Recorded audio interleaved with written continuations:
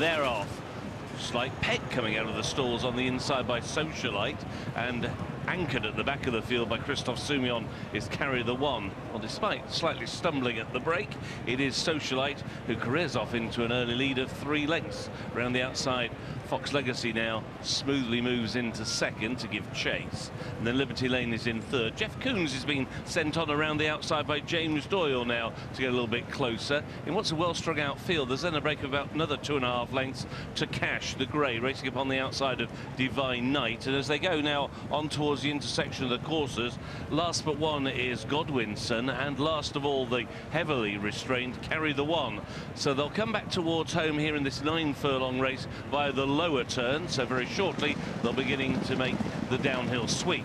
And it's Socialite and William Buick out in front with the noseband FoxLegacy to the outside. The favourite Liberty Lane is in third, racing quite keenly for Clifford Lee. Length and a half back to Jeff Koons in fourth, and then Divine Knight on the inside of Cash. Then being given the hurry up is Godwinson, and still unhurried at the back of the field is Carry the One. They've made the turn in and now racing towards the final 3.5 furlongs, and Socialite's lead has been reduced now to less than a length by FoxLegacy towards the outside in second. A Liberty Lane just looking for a little bit of racing room in a pocket there, the yellow colours. Towards the outside, Jeff Koons. A break then of about a length and a half back to Cash. Up on the outside, Divine Knight, and then Godwinson, and still last is Carry the One. Just a furlong and a half to go, and FoxLegacy strikes. FoxLegacy goes on very quickly, establishes a lead of 3 lengths over Socialite in second. Jeff Koons is in third. Liberty Lane has not fired in fourth, and racing now on towards the final 100 yards. It is FoxLegacy who's going to win.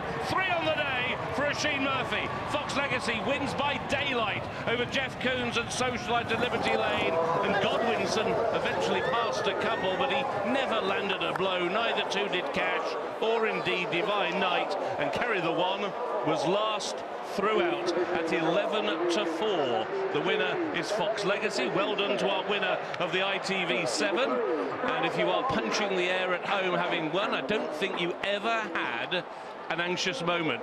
This has been an absolute dream trip for FoxLegacy.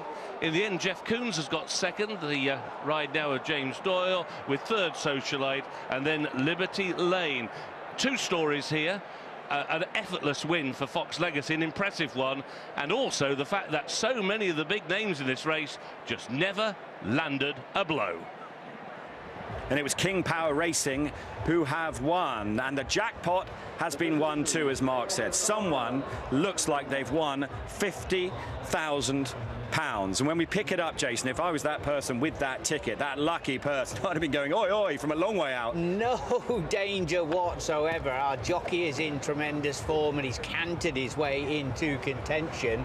He's actually a half-brother to Sealing Kitty, who you remember was a Royal Ascot winner with one of those amazing stories surrounding her. With this lad, though, 3rd try, or 4th try for the team. He won at Newmarket, got beat at Ascot. He's then has gone back to back, and that was a romp, wasn't it? It really was, especially as I thought beforehand they wasn't particularly well suited at the weights here, but they were happy to roll the dice in these conditions race, thinking that he clearly had more improvement to come, which he duly did.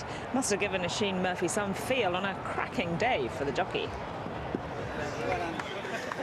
Yeah, another conversation with Oisin Murphy as we head in, and more applause for Oisin. But this horse, we saw him win the John Smith Cup in York the other day. He's really coming into himself at the moment. Yeah, Ryan Moore and Sir Michael Stout always liked him. It means so much to win on big days for King Power. They've been great to me and great to the stable.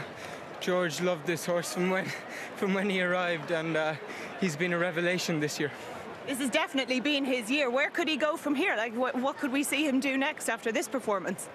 I think he's probably a stakes horse, beating them 5.5 lengths. Andrew will have a think. Versatile, he loved that ground. First time we've raced him with digging the ground, Salian. First time, Lope de Vega, and I think he improved for.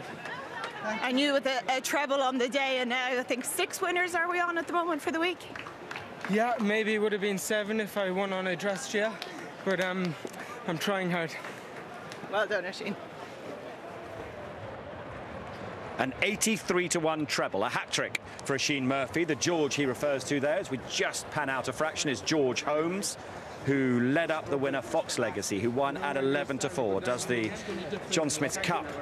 And then glorious Goodwood double here in the Regent Seven Seas Cruises Bentinck Stakes. Second was Jeff Koons at 8-1, but it was daylight second, really. So he's, Francesca was touching on, it's a conditions race, so he was 9, 10, 11, 12 pounds below the top-rated runner, and he's won by daylight. It's going to take a big change around in the, or a climb in the ratings, but it's up into Pattern Company for sure for this lad, isn't it? Well, yes, what you're saying, he'll get enough weight that will rule him out of handicaps or give him a lot of weight in handicaps, so they will be probably more suited into going to listed races, Group 3s, which he deserves to do, right? And being a gelding, they can be aggressive with him, and, you know, the Andrew Balding team could have another start. Go travelling, yeah, lots of money to be picked up with a real good, flexible, tripwise gelding like him. So, the headline makers today, Oisin Murphy with that treble. He might have more. David O'Mara. David O'Mara handicap. Yeah, it's lovely to see as well for David, because he kind of is another one of those trainers that he doesn't give himself that many plaudits. He's very kind of underrated. He underrates himself, but yet he brings these horses every year, and some of them, you know, they're having really long careers and they're keeping coming back, winning big field handicaps, keeping them fresh, keeping them well. It's not easy to do, and David does it really well. Probably a bit like Andrew and Annalisa Balding. Yeah, there's Annalisa in the orange, saying well done to the winner, Alistair Donald, who's the racing manager for King Power, in front of her right now.